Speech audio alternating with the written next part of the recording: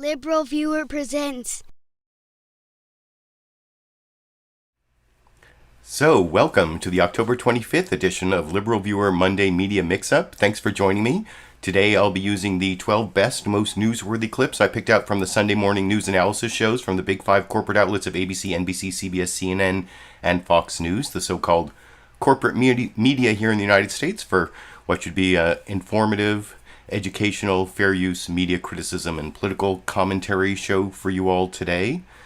My big topic is deal or no deal for the Democrats, because as I've been covering for months, there's the bipartisan infrastructure deal that both Democrats and Republicans voted on that's worth like $1.5 trillion, and then there's this now $3.5 down to $2 trillion Democrat-only reconciliation bill. Some people are calling it a social spending bill. It's the Biden Build Back Better bill, and the negotiations are finally coming down to the last points. I'll have Speaker of the House Nancy Pelosi talking about that, Representative Khanna from the progressive wing talking about that, and I'll even have someone from the International Monetary Fund talking about the impact of less family leave. They went from 12 weeks to 4 weeks paid family leave, and that's kind of an interesting clip. And then at the end, I will be covering a COVID-related topic, Dr. Anthony Fauci responding to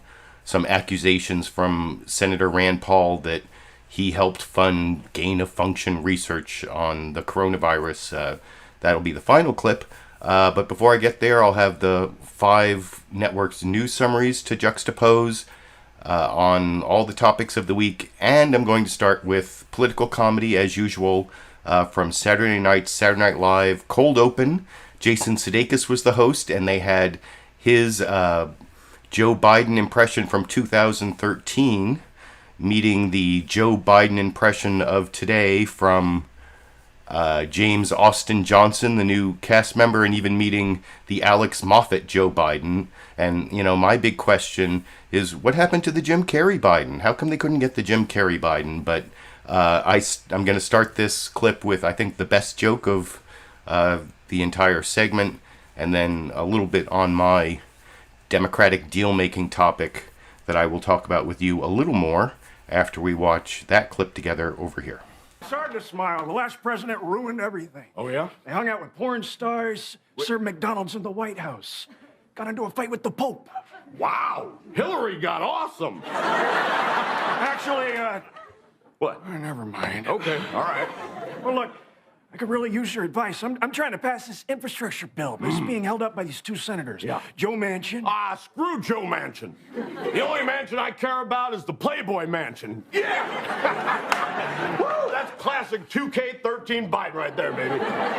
Even worse than him, Senator Kirsten Sinema. Wait, Senator Sinema? That sounds like a Star Wars character. That's a real person.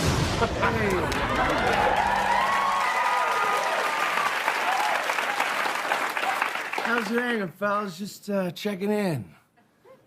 Who the hell are you? I'm Joe Biden. From when? March 2021. You guys good? Need anything? We're okay. Yeah, we're good, man. Yeah. All right, rock on. Yeah, all right. Good-looking guy. Yeah, oh, no. Good-looking Handsome guy. as hell, Yes, yeah, no. So yeah, they bring on 3 Joe Biden impressions there, and for what? Not really funny. I thought the best joke there was the Hillary got awesome joke at the beginning. But if they really wanted to bring on all the Biden impressions, they should have gotten Jim Carrey in there. Maybe they just couldn't get Jim Carrey, but we deserve Jim Carrey. That's what I think. But you can let me know what you think about this Saturday Night Live Cold Open in the comment section. And you saw them talking about the difficulty negotiating with Joe Manchin and Kirsten Sinema, and we learned a lot more about that and how they actually have kind of like opposite desires. Senator Joe Manchin is fine with raising some taxes on corporations and the wealthy, but he doesn't want to do like all the fixes for climate change and some of the other more expensive policies. While Kyrsten Sinema, she's all in on the climate change policies and the child family leave and child care and all that. She just doesn't want to raise the marginal tax rates on rich people or on corporations. So that's the sort of difficulty that the Democrats are in that you'll see covered in all these news summaries, starting with ABC's This Week with George Stephanopoulos, where you'll see a brief news summary from George Stephanopoulos and then their reporter Rachel Scott, which this was one of the best news summaries, I think, on this particular topic. You'll see some of the other news summary, like CBS covers COVID very well, but also in the next news summary. But here's the ABC longest best news summary this week, which I will talk about with you a little more after we watch it together over here. Good morning and welcome to This Week. It was an intense one on Capitol Hill and the campaign trail. Democrats worked behind closed doors to find a compromise on President Biden's Build Back Better agenda and voted overwhelmingly to hold top Trump advisor Steve Bannon in contempt for failing to testify on the January 6th insurrection. And in Virginia, the governor's race now a dead heat. How that turns out a key signal for both the president and his predecessor. We're going to cover it all this morning with our roundtable, and we begin with congressional correspondent Rachel Scott tracking all the week's developments on Capitol Hill. With his economic agenda on the line and his credibility on the world stage at stake, this week the president told his party it's time to get it done. We can afford to do this. We can't afford not to do it. After months of party infighting, stalled negotiations, and missed deadlines, a new sense of urgency from the president, now setting clear expectations. You all never believed from the beginning to ever get anything done. I think we'll get a deal. That deal will be far from what he wanted or promised. Faced with Republican opposition and a split within the Democratic Party, the president was forced to abandon proposals he campaigned on. Tuition-free community college likely dropped. Paid family leave could be cut down from 12 weeks to 4 weeks. And the $300 monthly child tax credit may only be extended for an additional year. Is that enough to you? As far as I'm concerned, a one-year expansion is a death sentence for the child tax credit. The total price tag of the bill would also be lowered from $3.5 trillion to just under $2 trillion. Everyone is going to have to compromise if we're going to find that legislative sweet spot we can all get behind.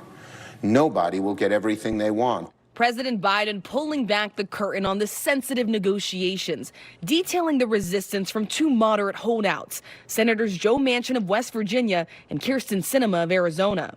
When you're in the United States Senate and you're a president of the United States and you have 50 Democrats, every one is a president. Manchin at odds with the party over how to tackle climate change, a central focus of the president's foreign trip in the coming days. And Sinema rejecting Biden's proposals to pay for the sweeping new programs.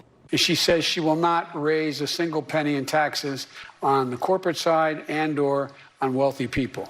Her opposition frustrating progressives. Let's just at least restore the tax rate to what it was before Donald Trump did his tax cuts. To me, it's just ridiculous. And leaving the White House scrambling for other alternatives. Can this package be paid for without a corporate tax increase?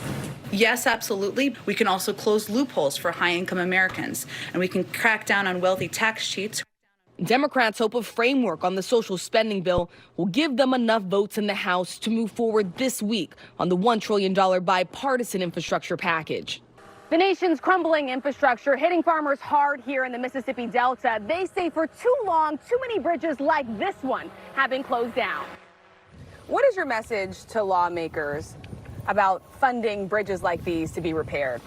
We just need a steady stream of funding. And can this issue wait? No. I mean, we've already waited. But with Democrats' all-or-nothing strategy, any federal funding to help rebuild the nation's roads and bridges will have to wait until they strike a deal on the entire agenda. Thanks to Rachel for that. So that's where things stand on Capitol Hill. Now the campaign trail and this year's marquee matchup in Virginia, where former Democratic Governor Terry McAuliffe is vying for a comeback against first-time GOP candidate Glenn Youngkin. Donald Trump and Joe Biden looming over the race. Our chief Washington correspondent John Carl took a deep dive into the contest this week. He joins us from Charlottesville. And I don't have John Carl's report, but I just wanted to keep that playing to show you the coverage of the Virginia race, which was covered on several of the shows. That's coming up in a little over a week. and supposedly it's going to be a bellwether on whether Democrats are going to do well in the midterms and maybe even for the 2024 presidential election. But I thought a lot of the political deal-making and the conflicts between most Democrats and then Joe Manchin and Kyrsten Sinema were covered well in that news summary. I think that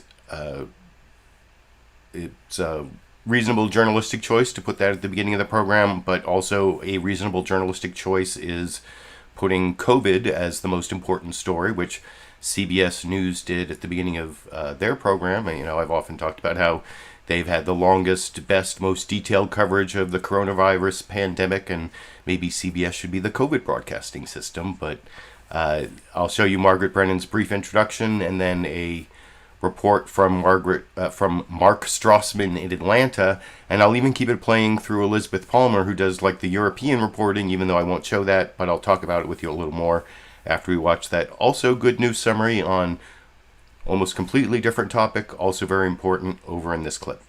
Good morning and welcome to Face the Nation.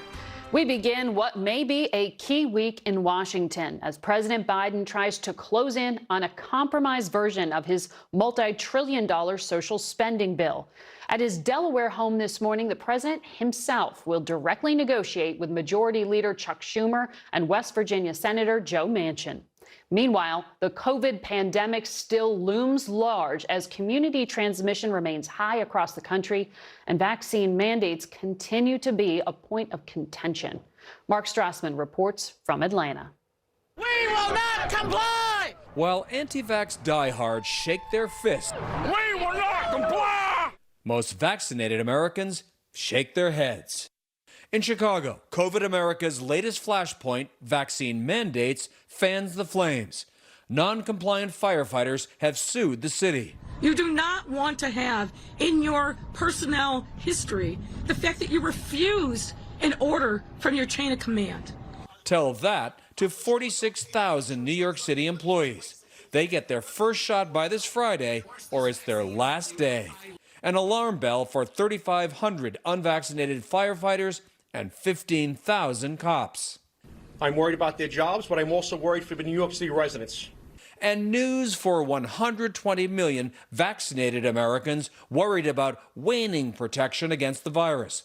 They suddenly have booster options galore. Pick from all 3 approved vaccines. FDA's authorizations and CDC's recommendations now allow for this type of mix and match. Here's who's eligible for a booster. For Moderna and Pfizer recipients after 6 months, adults over 65, and adults 18 and older with underlying medical issues or living and working in high-risk situations. With J&J, it's simpler.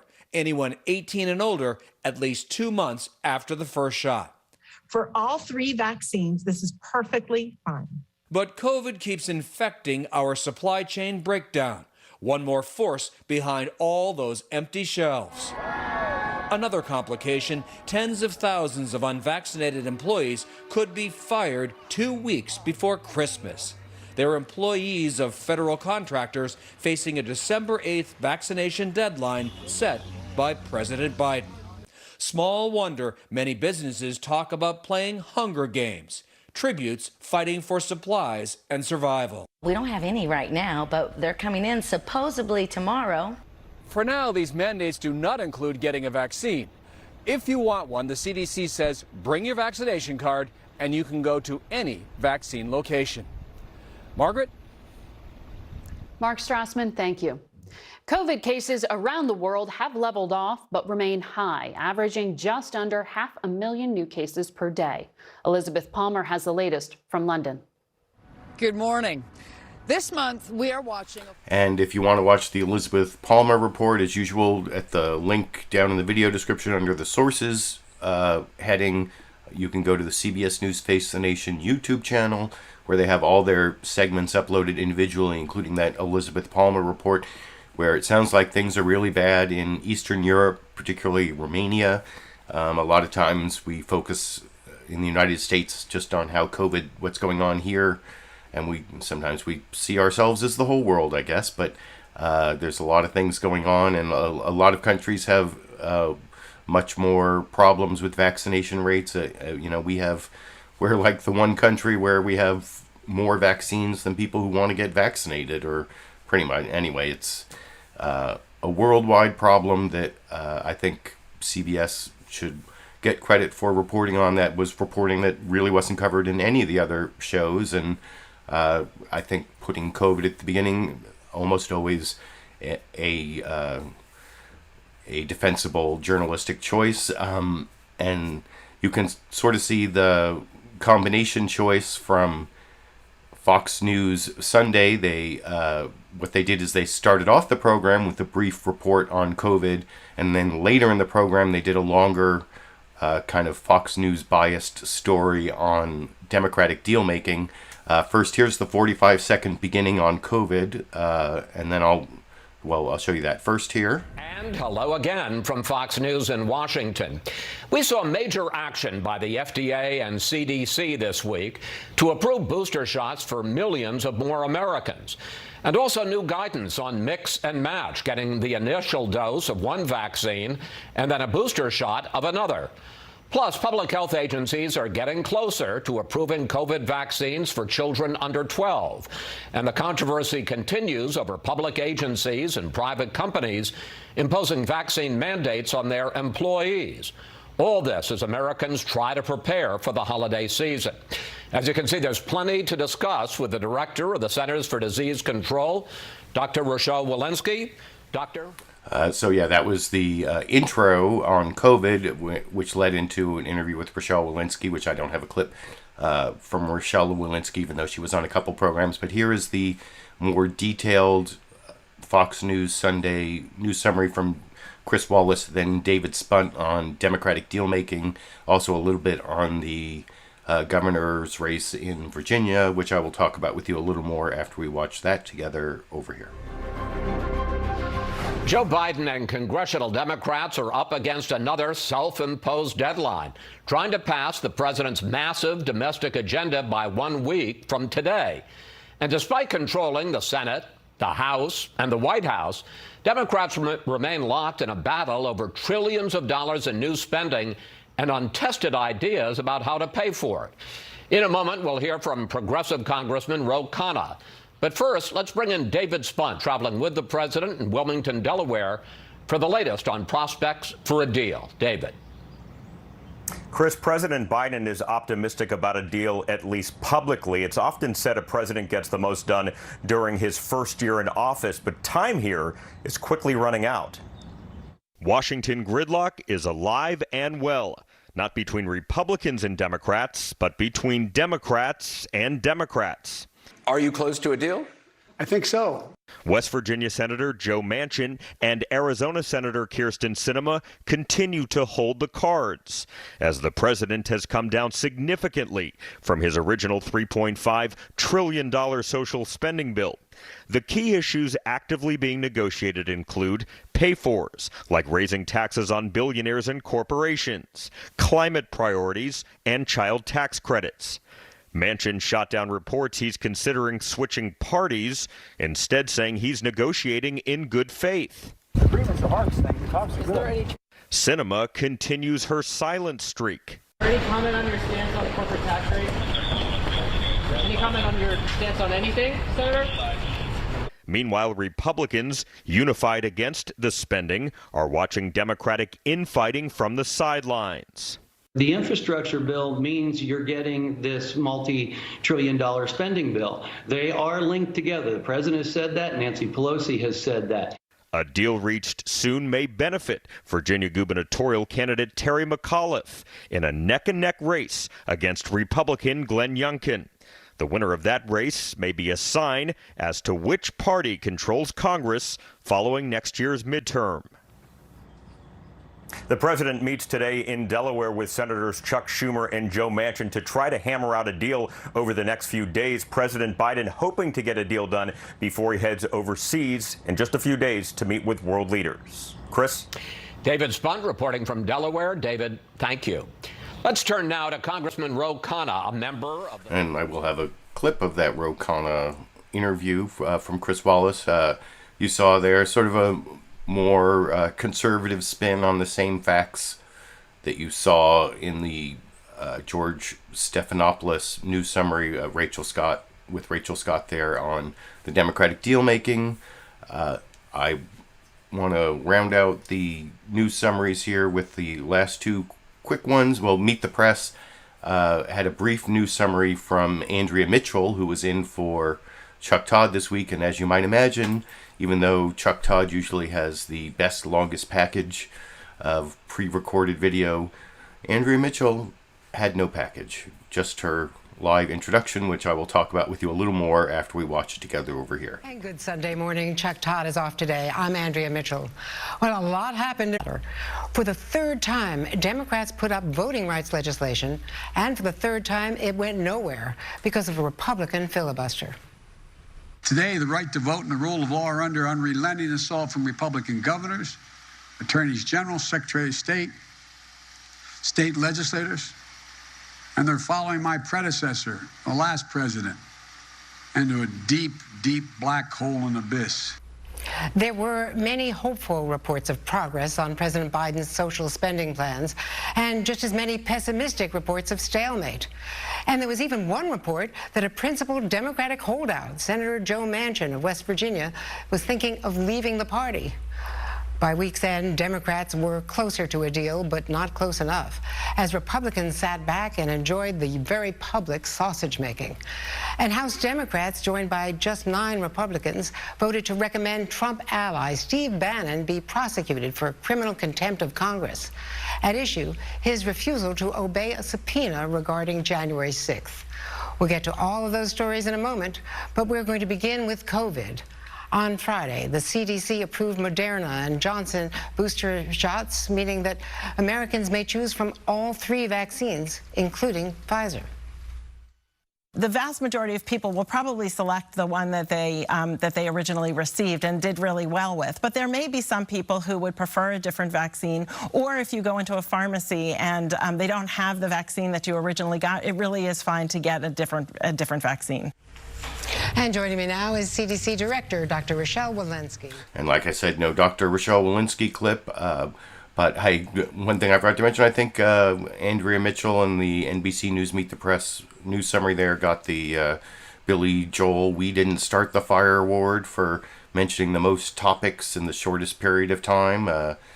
You can let me know what you think from when I show you now the 5th and final news summary. Well, I guess it's 6th if you count the 2 parts of the Fox News Sunday news summary, but here's CNN's Jake Tapper also covering some of the same topics for the final news summary to compare to the others today over here. Hello, I'm Jake Tapper in Washington, where the State of our Union is wanting to be a fly on the wall. President Joe Biden is hosting Democratic Senator Joe Manchin and Senate Majority Leader Chuck Schumer in Delaware today, as Biden puts increased pressure on his party to deliver a deal to upgrade the nation's social safety net and to take steps to combat climate change before Biden leaves for Europe on Thursday. And Democrats have just 7 days until October 31st.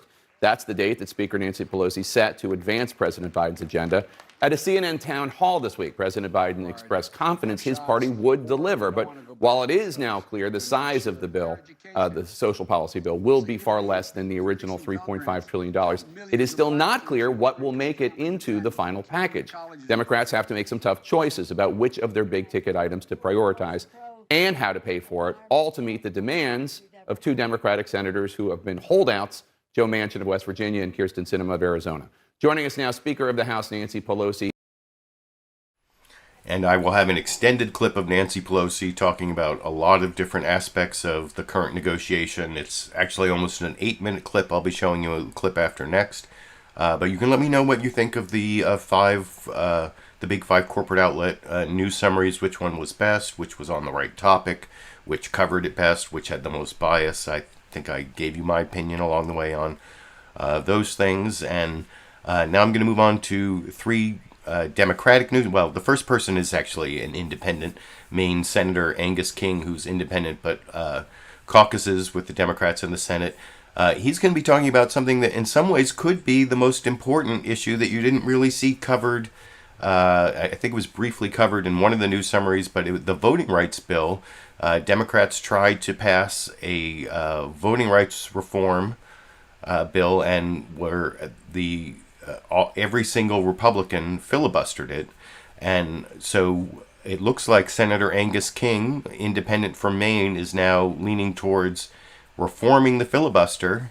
And he even thinks that Joe Manchin and maybe even Kyrsten Sinema will go along with him to carve out an exception to the filibuster for voting rights, maybe something else that something you'll see in the brief introduction from Andrea Mitchell here, that Joe Biden kind of came out in favor of it, a CNN town hall this week. And anyway, I guess I give kudos to Meet the Press for covering the issue of voting rights, because if we lose voting rights, if all these voter suppression laws stand, and all these changes that I talked about in the last couple months, where the partisan Republican legislatures can overturn the will of the people as expressed in their votes, that could be really bad. So that's it could be basically the end of democracy in the United States. So that's why it's a really important topic, and why it's worth a carve out from the filibuster. And here's Andrea Mitchell and Angus King talking about that in this clip. Turning now to two big issues in Washington. On President Biden's social spending plan, Democrats are now reportedly nearing agreement on a billionaire's tax, rather than raising rates on people making north of $400,000 a year, because of opposition by Senator Kyrsten Sinema. And because Republicans denied any debate at all on voting rights, the president says he may now be willing to overhaul the filibuster. One senator who is moving in the same direction on that score is independent Senator Angus King of Maine. And Senator King is here with us. Welcome back to Meet the Press, Senator King. Great to be with you, Andrea. Good morning. Good morning to you. I wanted to talk to you first about the filibuster. You were one of the resistors to going against the filibuster, but this week, when for a third time Republicans blocked even any debate on voting rights, you began to change and say that you might consider alterations to the filibuster. What are you willing to consider? Getting rid of it altogether, or having a talking filibuster, which is what they used to do? Where are you now? Well, I think I'm not really ready to say let's get rid of it altogether, because I think there are circumstances where it makes sense. So I prefer some alternative to what the present rule is. I'd like to restore the Senate to what it was, where we actually had debates and people had to hold the floor. And so I think some kind of talking filibuster, perhaps a rule that instead of having to have 60 votes to pass something, you'd have to have 41 votes to stop it. So that way the minority would at least have to show up. So we've got to do something about this, at least when it comes to something as crucial as democracy itself, as voting rights. Well, do you think we could get 50 votes, though, to change that rule? Would Senators Manchin and Sinema, for instance, go along with it? Well, you know, I've talked to both of them, and I can't say for sure. I don't want to read minds here. I know that both of them have resisted it, as have I, because once you monkey with the rule, then it's going to work both ways. It's going to come back, and it could come back to bite those who want to move things forward right now. Today's obnoxious obstruction tomorrow could be a precious shield, but when it comes to democracy, I think Joe and Kyrsten will listen. Joe Manchin's a former Secretary of State. He believes in people's right to vote. He helped negotiate the bill that we brought to the floor the other day that they wouldn't even let us get to a debate on. I mean, it was a filibuster of a motion to just bring the bill to the floor. And I think Joe might be ready to listen to not a abolition of the filibuster, but some modification to make it to allow us to move forward, to give the minority all the rights in the world to speak, to debate, to make their points. But at some point, we've got to be able to make decisions. The trick, Andrea, is respecting minority rights, while at the same time not empowering the minority with an effective veto. That's the needle that we're trying to thread here. Now, talking about trying to thread the needle. So I think that is definitely newsworthy, that it sounds like more senators on the Democratic side are moving towards the idea of reforming the filibuster, carving out some issues from the filibuster so that Democrats can just pass bills on certain issues with only 50 votes in the Senate. And if you listen to what Joe Biden said in the CNN town hall earlier in the week, he like basically said his whole strategy right out loud. If you were listening, he said, right now I can't. If I got rid of the filibuster now, I might lose some votes that I need on these bills. But once the bipartisan infrastructure deal and the larger social spending Build Back Better bill are passed, or once that deal is made, it sounds like maybe President Biden is willing to take on the filibuster and maybe create a carve-out for the debt ceiling, for voting rights, things that are really important. That remains to be seen, as they say, but that's why I wanted to play that Angus King clip, because I think that's going to be something newsworthy later in the year. We'll see. You can let me know what you think down in the comment section, but I want to get to my longest clip here that like I said, this is Speaker of the House Nancy Pelosi. This clip lasts for about 8 minutes because she talks at great length about what some of the details that you don't get anywhere else on the 5 Sunday news analysis shows in terms of what's coming into the bill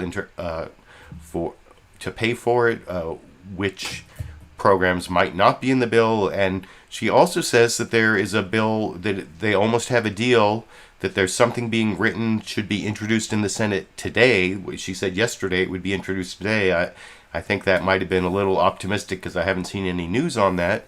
But anyway, I will talk about some more of the details that Nancy Pelosi talks about in her interview with Jake Tapper on CNN's State of the Union yesterday, after we watch it together over in this clip. So how close are you to a deal on larger package of that stuff, whatever you want to call the bill, the social safety net bill we call it, and will President Biden have a deal in hand when he leaves for Europe this week? Well, first, thank you for the opportunity to talk about that this morning.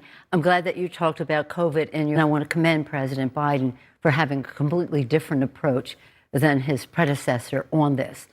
We have to correct a lot of what went wrong then, and we're on a good path. And the good news about children being safely able to be vaccinated is something that will help stop the spread. So thank you for focusing on that, because that is... We talk about it every day, all day. And so do we in House Democratic Caucus. In terms of where we are, I've said already we've 90% of the bill agreed to and written. We just have some of the last decisions to be made. It is less than we had was projected to begin with, but it's still bigger than anything we have ever done in terms of addressing the needs of America's working families. And it is about all that you said in terms of care, the care piece, but it's also about the climate piece, which is a health issue, a jobs issue, a security issue, and a values issue for us. And we will have something that will help meet the president's goals. I feel very confident about that, even though it will be different than what we originally proposed. By the time he leaves for Europe, do you think you'll have a deal by Thursday or Friday? No, I think we're pretty much there now. You think you have a deal now? We're almost there. It's just the language of it, but it will not offend, shall we say, the concern that Senator Manchin had about the CEPP, but nonetheless, the point is to reach a goal, and the president's goals of reaching the emissions, the pollution, and all the rest. Because we were prepared with our select committee headed by Kathy Castor, we had other options. Other ways to pay for it. No, other ways to reach the goal, and yes, pay for it as well. So I want to get to that in a second, but just as a side issue, because there are a lot of people who are very eager for the bipartisan infrastructure bill to come up and be voted on as well. And progressives have said they're not going to vote for that until there's at least a deal on the larger social safety net bill. You've said the House must pass the bipartisan infrastructure plan by October 31st, which is a week from today. Moderates are frustrated. 2 deadlines have been missed because of the progressives. Are you going to meet that goal? No, wait a minute. There was no deadline that was missed because of the progressives. Okay. The deadline was missed because they changed from 3.5 to 1/2 that, and we've had to go in, and it's lamb eat lamb. Everything is good in the bill. What do you cut? Okay. So in terms of this date, this date is fraught with meaning because on October 31st is the day that the Highway Trust Fund authorization expires. Right. And if that expires, we have to get billions of dollars someplace to continue that. The best way to do that is to pass the BIF, having nothing to do with all the other, shall we say, deliberations that are going on. Our chair of the committee, Peter DeFazio, who's a master of this, of the Transportation Infrastructure Committee, has said we must pass this by October 31st. But the reason I invoked progressives, I'm not blaming anything on them, but I'm just saying they have said, a sizable number of them, enough of them to tank the bill, that they will not vote for the BIF, the Bipartisan Infrastructure Plan, unless there is this framework agreed to. You're absolutely right. So are you saying in the next week the framework will be agreed to, or there will be a deal on the social safety net bill? Let's call it an agreement. An agreement. There will be an agreement on that, and you will also vote for the bipartisan infrastructure bill. Both of those things will happen in the next week. That's the plan. That's the plan. And right now we are just, as you indicated, the two Leader Schumer, Mr. Manchin, Senator Manchin, and the President are having the meeting on some of the particulars that need to be finalized.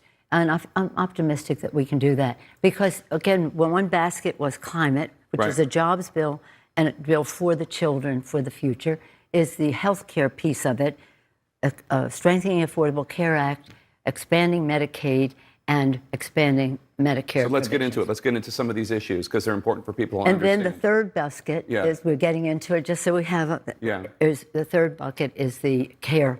Elder care, child care, family leave. Child care and universal pre-K go together. Elder care, when we say home health care, that's for elder or children, or siblings who are disabled or something like that. So is family leave going to make it into the final bill? It was 4 weeks of paid family leave. Is that going to be in the final bill? That's our hope, yes. That's your hope. That's what we're fighting for. So Senator Sinema, who is a key Arizona Democrat vote in the Senate, Senator Sinema has said she will not support raising the corporate tax rate, raising the tax on high wage earners. And President Biden has acknowledged that might mean you can't pay for the rest of the bill using those sources of revenue. Do you have an alternate way? Yeah, we do, because we were ready to pay for 3.5. Right. So we certainly can pay for half of that. And what is that alternate way? Is it a billionaire's tax? Is it a minimum tax for corporations? Is, shall we say, has an appeal, but it doesn't produce that much money. Okay. Because the bill is not written yet, we hope it will be written today and introduced tomorrow. Only then can the Joint Tax Committee evaluate what it brings in. We anticipate $250 billion, but we need closer to $2 trillion. So we have other things. Such as? Well, such as we have enforcement, and that's several $100 billion. We have the overseas harmonization of taxes, and that's a few $100 billion. We have an array. And I'm not going to say what they are right here. Corporate minimum tax, so that Elizabeth Warren was talking on the lead the other day about if a company like Amazon makes hundreds of millions of dollars, billions of dollars, and pays zero, this would be the legislation that requires that they pay something. Is that in there? Well, the president during his campaign had a book rate proposal, and that is being evaluated as well as to how much that brings in. But that's another way to tax the increase in wealth in corporate America. But the thing is that whether we use the increase in the corporate tax rate, increase in the tax on some of the other aspects of it. Wealth tax, billionaire's tax. Well, no, just some other aspects. Because we probably will have a wealth tax. But again, it's only 10% of what we need. The other things are more like $800 billion versus $200 billion. But we can use them another time. They don't go away as a source of revenue to pay for how we go forward. And we want to pay for But you said you probably will have a wealth tax.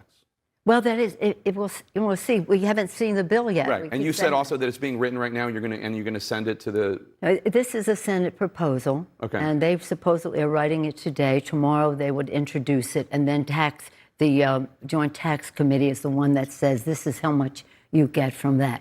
But again, on our side, we have been totally ready with alternatives in terms of House and Senate and the White House. We have plenty of alternatives. We're ready.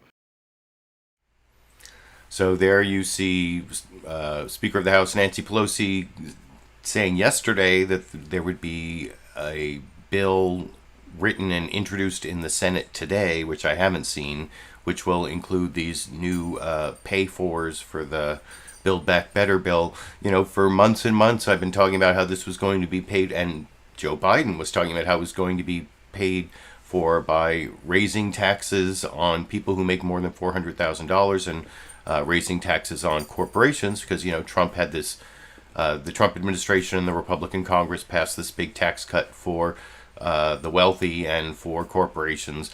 But as I said earlier in the program, Kyrsten Sinema apparently does not support either of those tax increases. So instead of an increase on the tax rate for corporations and an increase in the tax rate for wealthy people, there's instead going to be this billionaires tax on their capital gains for like the top 700 top 700 wealthiest people in the United States. Instead of a tax on their income, they'll have a tax on their wealth. Some people, I see a lot of people on Republicans, people on the right saying, it's unconstitutional, you can't tax people's wealth, you can only tax their income. Well, that's totally ridiculous, because I don't know where you live in the United States, but if pretty much everywhere in the United States, they have something called a property tax, like on real estate. If you own property, you get a yearly tax on the value of that property. Guess what? That's a wealth tax. It's a wealth tax. Just the same thing. You do the same thing with the stock that Jeff Bezos owns in Amazon, just like the value of his house. It's an unrealized capital gain. It's the increase of the value of the stock, just like you get taxed on the increase in the value of your house. Nothing unconstitutional about it.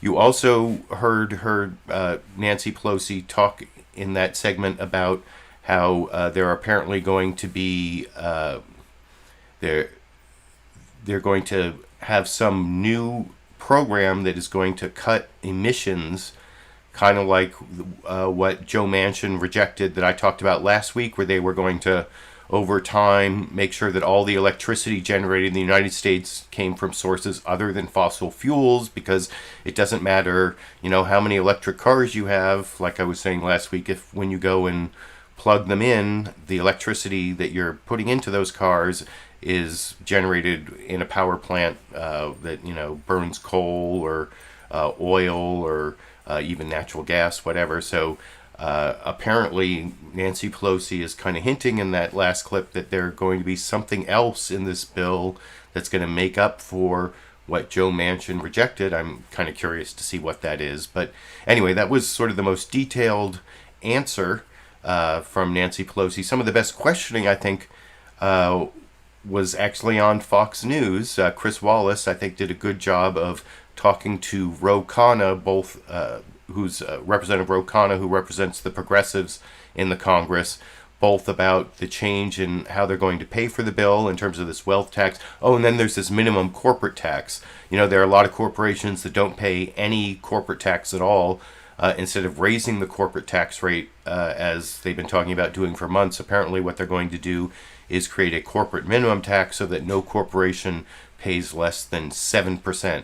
Like if you don't owe any taxes because of all the loopholes and, subsidies or whatever, tax credits, you at least, every corporate, Amazon is not going to end up paying zero in taxes. They'll have to pay at least 7%. So yeah, Chris Wallace talks to Representative Khanna about that, and also about some of the cuts in programs. There's some good Fox News graphics charting some of those changes in, and I will talk about all of that with you a little more after we watch that clip together over here. Now, the big development this week has not been on the spending side, it's been on the taxing side, the pay-for side, and the sudden shift away from the way the Democrats have been talking for months, if not years, on how they would pay for this big package. For months, the president has been clear about how he wants to do it. Take a look at him. It's time for corporate America and the wealthiest 1% of Americans to just begin to pay their fair share. Just their fair share. But now, because Kyrsten Sinema says that she opposes raising rates on wealthy Americans, those making more than $400,000, and on corporations, there is suddenly talk of a wealth tax on about 700 700 billionaires. Are you willing to vote for that without any real testing or vetting? I do think a wealth tax makes sense, Chris, and as I mentioned, I think last time I was on, it would be paid largely by people in my district, Silicon Valley billionaires.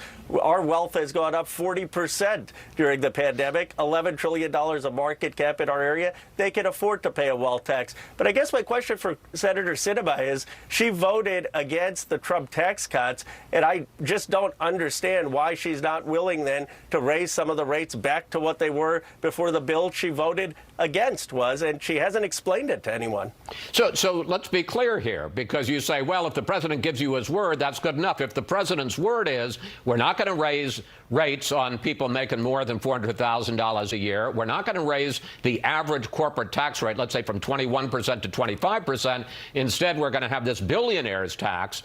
And just to explain it, instead of paying some kind of an income tax, if a billionaire has assets and hasn't sold any of them, you're still going to pay a capital gains on what the increase has been in the value of the assets, which is a little easier when it's stocks. It gets pretty hard if it's real estate or a fancy painting. If he says that it's going to be the billionaire's tax but not raising rates on individuals or corporations, do you vote for that or against it? I would vote for it. I mean, the billionaire's tax is actually a wealth tax. It's more progressive, arguably. It's what Senator Warren ran on. But the billionaire's tax, I don't think, will be enough. It would have to be coupled with this minimum tax, which the president has talked about, that there are about 50 corporations that are paying 0% in taxes, and they would have to pay at least 7% in tax. So Amazon would have to pay 7%. If you had both of those and you raised the revenue, I would vote for it. Even though you're not going to raise rates on corporations and on the wealthy as opposed to the super wealthy? Well, I would prefer that we raise the corporate tax rates, but if we can raise the revenue in these two other ways, I'm not going to vote against the bill if we can get the revenue through alternative means, especially when I believe a wealth tax and a corporate minimum tax are also good measures. And we still have the option then of raising the corporate tax later to get free community college or other areas where we want to have meaningful change. On the spending side, as David Spunt made clear, the president and Democrats are coming down sharply from $3.5 trillion to somewhere closer to $2 trillion tops. And I want to put up some of the programs that could either be cut back or eliminated. Letting Medicare negotiate lower drug prices, expanding Medicare to cover vision, hearing, and dental costs. Paid leave cut from 12 weeks, as it was proposed, to 4 weeks, scrapping the clean electricity program. Here's White House Press Secretary Jen Psaki. Compromise is not a dirty word, and that we will get nothing if we do not have 50 votes. The alternative is not a larger package. The alternative is nothing. Can you accept that, Congressman, that you may have to leave a lot of things on your wish list on the sidelines, but it's better than nothing?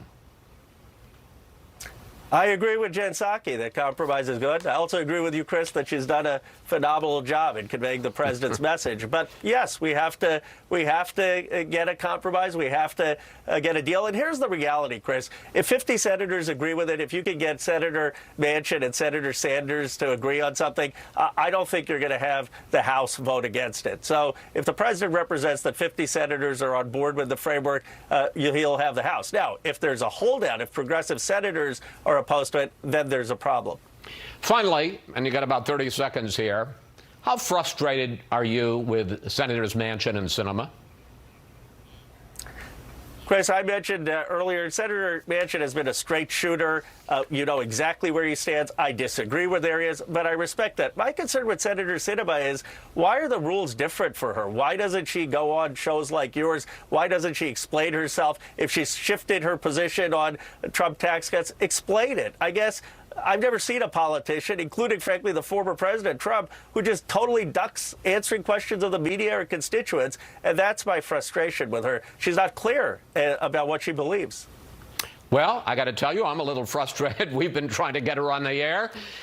She won't even meet with us in private. Congressman Khanna, thank you. Thanks for joining us. We'll be tracking how negotiations go this week. and I had to keep it playing through there because you see that Ro Khanna, the progressive wing of the Democratic Party, finding common ground with Chris Wallace, conservative host of the conservative news network Fox News. And where do they find their common ground? Frustration with the lack of transparency from Kyrsten Sinema, who, I don't know, is a pretty frustrating as a senator, who was like part of the progressive movement in Arizona for a long time, and now is like left all those people behind, and now doesn't hold town halls, doesn't talk to the media, never been on any of these Sunday shows. I would have loved to show you clips from a Kyrsten Sinema interview, just doesn't exist. Basically only talks to like the big money donors. I don't know, maybe that's why she's so opposed to raising the marginal tax rates on the rich. But I think Kyrsten Sinema definitely deserves that diss from both Ro Khanna and Chris Wallace uniting together from the left and the right. So I appreciate that. And there was a little like weird backhanded compliment to Chris Wallace from Ro Khanna. I don't know if you noticed where when they were talking about White House Press Secretary Jen Psaki, he said, Ro Khanna said, "I agree with you that she's doing a great job," because I think Chris Wallace earlier in the week on Fox News said, he praised a Biden administration official. He actually said he thought Jen Psaki was either the best or one of the best White House press secretaries ever.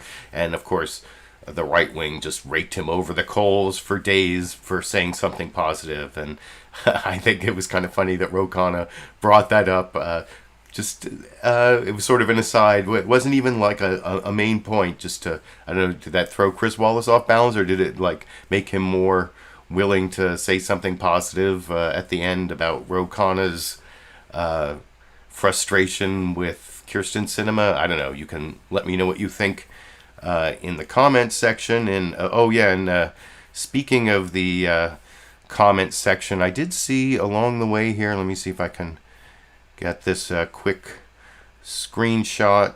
I took the screenshot. Now I've got to export the screenshot. I saw several super chat contributions, which I wanted to thank you all for. Let me wait. Where's my? Oh, here we go. 4 super chat contributions in the last couple clips.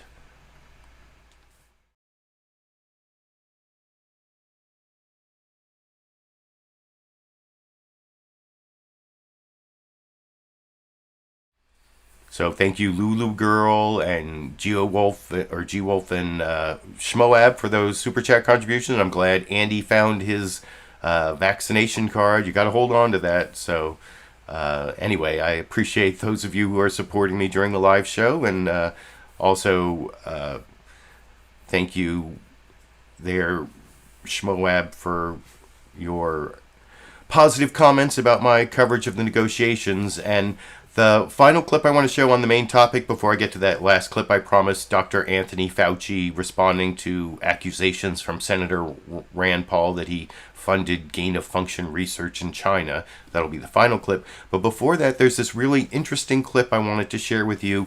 I guess it's a victory for feminism. In this clip, you have the anchor of one of the Big Five shows is a woman, Margaret Brennan, who we've seen take parental leave twice since she took over the anchor chair.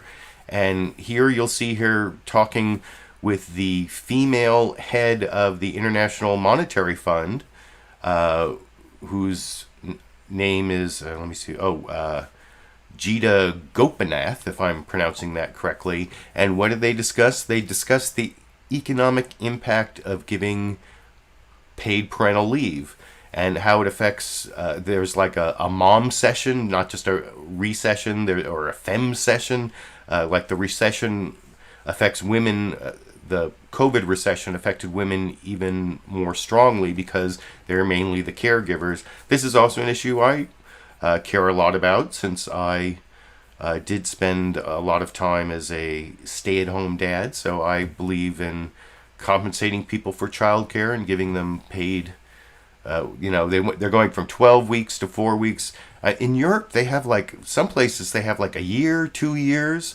12 weeks I don't think is enough, but 4 weeks I mean, some people, anyway, this isn't even about that. This is about the economic impact, and the fact that it is a female anchor talking to a female head of the International Monetary Fund about this issue, I think gives it, I don't know why you don't see this focus anywhere else. You should, because it's, women and families with children are a hugely important part of the economy, but I guess for some reason it took Margaret Brennan and the female head of the IMF to talk about it, which I will talk about with you a little more after we watch that clip together over here. Well, we know at least that paid leave provisions are being trimmed from 12 weeks down to 4. I know you have been looking at the impact specifically on women who are the caregivers here and are so central to the recovery. What does that do? We've been in support of the paid parental leave, and we think 12 weeks is a reasonable time horizon over which to provide that kind of leave. That would be consistent with the standards in other OECD countries. It's what the federal government currently has. And in this crisis, what we have seen is both, what they call a she session and a mom session, which is the fact that we've had women being much harder hit in many parts of the world because they work in sectors that are contact-intensive sectors that have been harder hit, but also because they end up being the main caregivers at home, either for children or for parents. And so therefore having this kind of paid family leave will help bring back women much more quicker into the workforce. I want to pick up on that again on the other side of this commercial break, so please stay with us.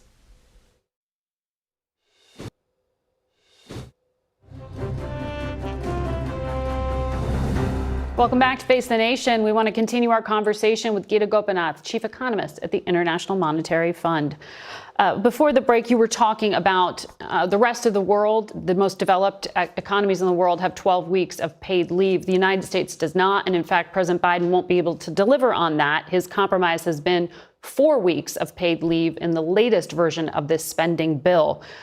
Is it safe to say that will have a negative impact on economic growth and your projections?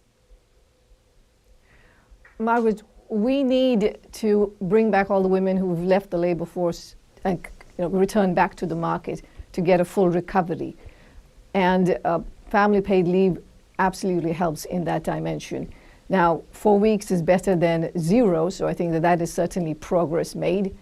But again, what we are seeing around the world is we are seeing labor markets that are recovering much more slowly than output. And in the US, while we're seeing men come back much faster, women are taking longer for that to happen. So we need to pay very close attention to making sure that it's attractive for women to return to the workforce. And they're capable of it. So the other thing I want to ask. So that's pretty much common sense, and why it is that common sense hasn't made it into U.S. law before now, I don't know. Why apparently we're going with 4 weeks of paid family leave. The federal employees get 12 weeks.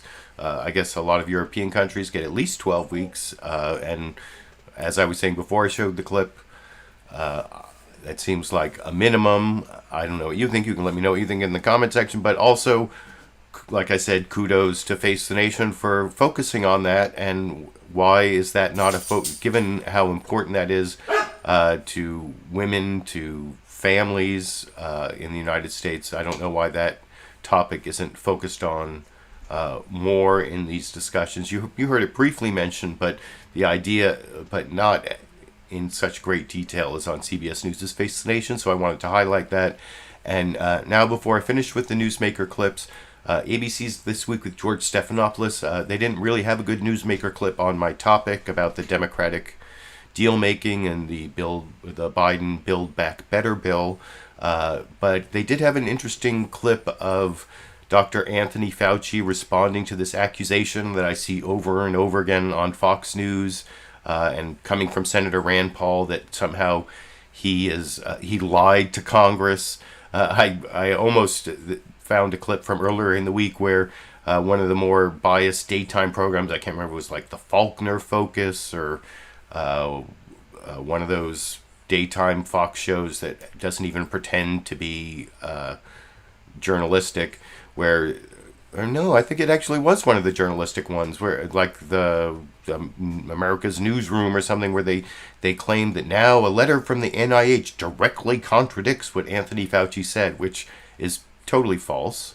The NIH came out with information that they did fund research where there might have been some gain of function of this virus, not the SARS-CoV-2 virus, but it was not an expected result of the research, and that's they don't really go into the exact details of that, but well, you can hear Anthony Fauci defend himself after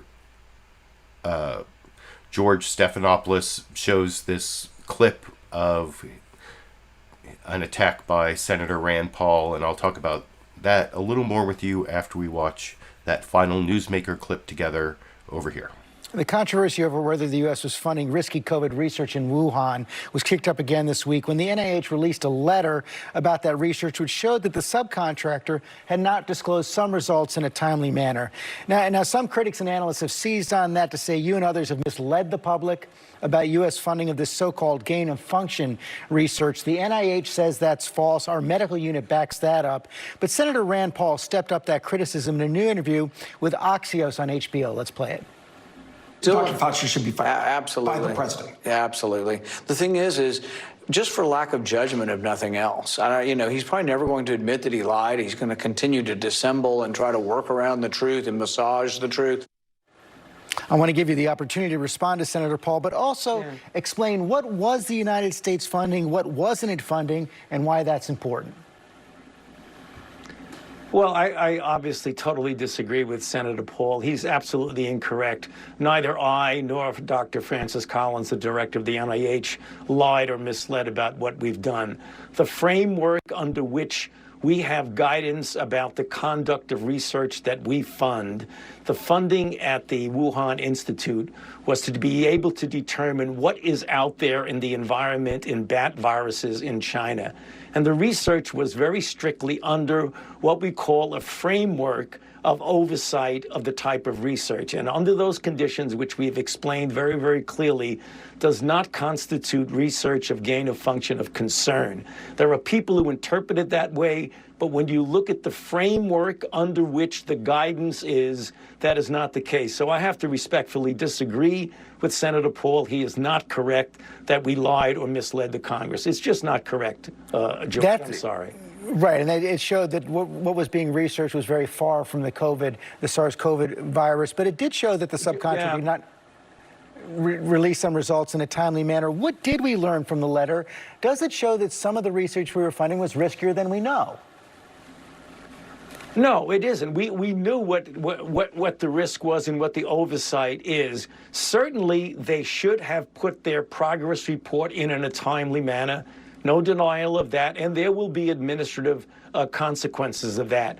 But one of the things that gets mixed up in this, George, and it really needs to be made clear to the American public, there's all of this concern about what's gain of function or what's not, with the implication that that research led to SARS-CoV-2 and COVID-19, which, George, unequivocally, anybody that knows anything about viral biology and phylogeny of viruses know that it is molecularly impossible for those viruses that were worked on to turn into SARS-CoV-2 because they were distant enough molecularly that no matter what you did to them, they could never, ever become SARS-CoV-2. And yet, when people talk about gain of function, they make that implication, which I think is unconscionable to do, to say, well, maybe that research led to SARS-CoV-2. You can ask any person of good faith who's a virologist, and they will tell you absolutely clearly that that would be molecularly impossible. So things are getting conflated, George, that should not be conflated. Dr. Fauci, thanks as always for your time and your information. Thank you. So there you see Dr. Anthony Fauci defending himself pretty well against the charges from Senator Rand Paul, and also making the point that the implication that somehow he funded research that ended up in the SARS-CoV-2 or the coronavirus pandemic just doesn't make sense. It's what was he saying? Like molecularly impossible, or anyway, you can tell me what you think of his defense. I saw mostly people trust and understand the good faith of Dr. Anthony Fauci. There's just some of these crazy conspiracy theorists on the right who, I guess I get some contingent of them in my live chat room during my live stream. So that viewpoint is represented, even if it is not well supported by the facts. And I think that last clip explains why Senator Rand Paul's accusations are fairly baseless. And anyway, you can let me know what you think in the live comment section. You can also let me know in the recorded show comment section, since I'm just finishing up here. Oh, one other thing, I forgot to mention about the Nancy Pelosi clip. She used this expression. I've been trying to figure out exactly what it means. Lamb eat lamb. If you go back to that long 8-minute clip from Speaker of the House Nancy Pelosi, she was talking about like how some of the programs are going to crowd out some of the other programs, and it's lamb eat lamb. And I even did a Google search on it, and most of the results I got were examples of Nancy Pelosi using the expression lamb eat lamb. I don't know. That was something I wanted to add in my commentary on that clip before, and I forgot about it, but I remembered at the last minute before I get to the bonus Dash and Sandy or Dandy clip, which actually has to do with you might have seen in the news that there was this huge rainstorm where I am here in Northern California over the weekend. In fact, I looked at the local Sacramento rain counter, the one closest to my house here. Here's that map where we broke the all-time record for amount of rain in a 24-hour period here.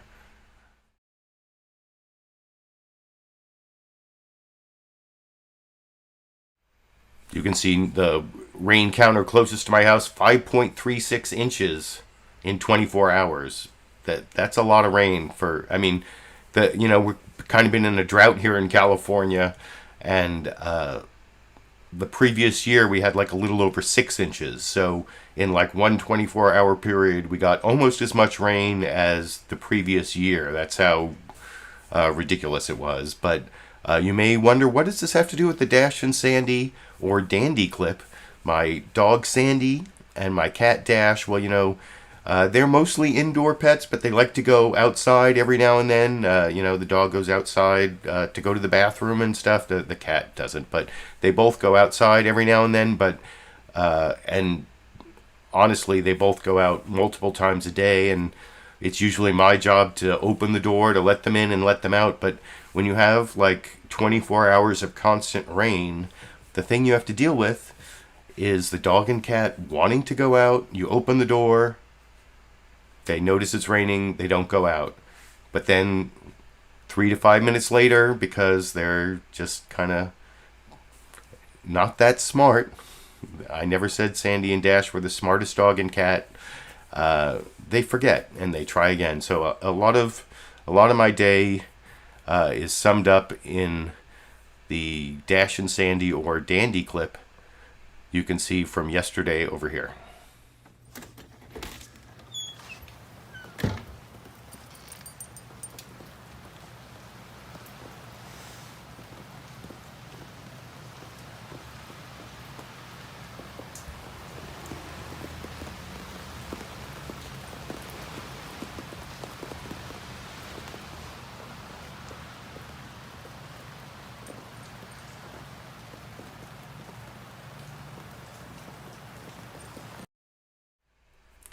So that's the clip.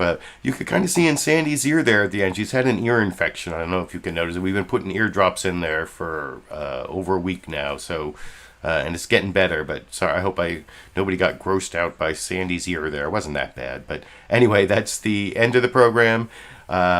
I will be back next Monday, same time. I have been hoping to upload this other video on a local police accountability issue that I may have for you this week. If I do, I'll upload it first for just my YouTube members and Patreon patrons. There's a link down in the video description to become a Patreon patron. Also, there's that join button under the video to become a YouTube member.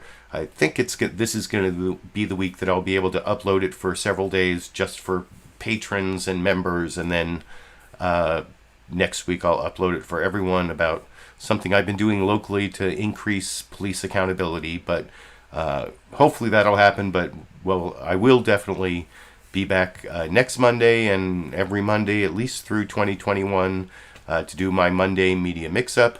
I appreciate all of you who showed up for the live show, my recorded show viewers, and I guess until I have another video to upload or until I'm back from my live stream next Monday, I will be seeing all of you around the internet.